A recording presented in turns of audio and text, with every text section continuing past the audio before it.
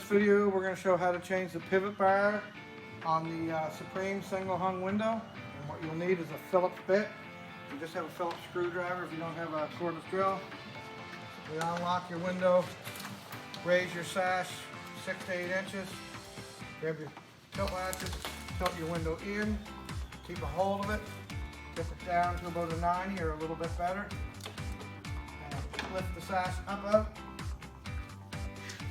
turn it right upside down. This is your pivot bar.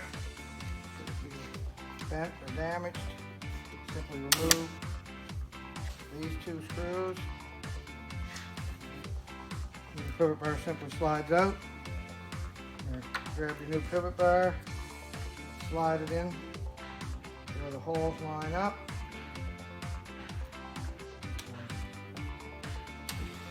Put your screws back down in.